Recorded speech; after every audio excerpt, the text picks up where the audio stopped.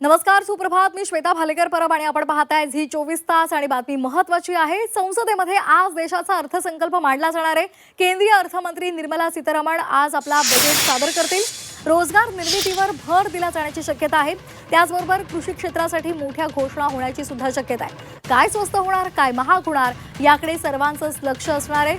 आर्थिक सुधारणांसंदर्भात काही ठोस पावलं उचलली जातात का हेही पाहणं महत्त्वाचं आहे.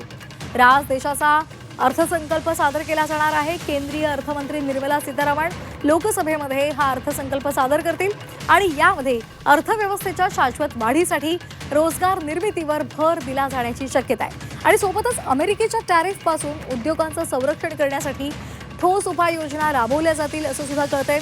सोबतच या अर्थसंकल्पामध्ये कृषी आणि आरोग्य क्षेत्रासाठी मोठ्या घोषणा होण्याची शक्यता आहे. अर्थमंत्री निर्मला सीतारामन यांचं हे 9वं बजेट असणार आहे आणि त्यांनी या आधीच्या बजेटमध्ये जीएसटी आणि आयकराचे दर हे कमी केलेले होते. त्याचा फायदा सर्वसामान्यांना मिळालेला आहे. यावेळी नोकरदार वर्गासाठी काही विशेष घोषणा होतात का याकडे सुद्धा सर्वांचं लक्ष लागलेलं आहे. त्याचबरोबर शेतकऱ्यांसाठी या अर्थसंकल्पामध्ये काही तरतुदी केल्या जातात हेही पाहणं महत्त्वाचं आहे. दरम्यान या अर्थसंकल्पामधून सर्वसामान्य जनतेसाठी काय घोषणा होऊ शकतात पाहूयात ग्राफिक्समधून.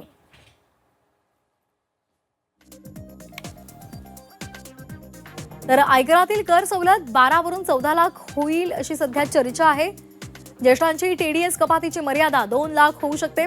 सोने चांदीवरील आयात शुल्कात कपातीची शक्यता आहे. पेट्रोल, डिझेल आणि जीएसटीच्या कक्षेमध्ये आणण्याची मागणी केली जाते. त्याचबरोबर पीएम सन्मान निधी हा 6 वरून 12,000 होण्याची शक्यता आहे, तशी अपेक्षा व्यक्त केली जाते.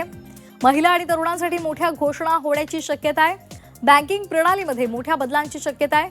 महिलांसाठी स्वतंत्र क्रेडिट कार्ड योजना सुद्धा येईल अशी सध्या चर्चा आहे. अर्थव्यवस्थेच्या बळकटीकरणावर विशेष भर दिला जाणार आहे. महागाई नियंत्रण, रोजगार निर्मिती आणि गुंतवणुकीवर भर दिला जाईल. ज्येष्ठांना रेल्वे तिकीट बुकिंगमध्ये सवलत मिळेल का हेही पाहणं महत्त्वाचं आहे. त्याचबरोबर अर्थव्यवस्थेच्या बळकटीकरणावर विशेष भर असेल.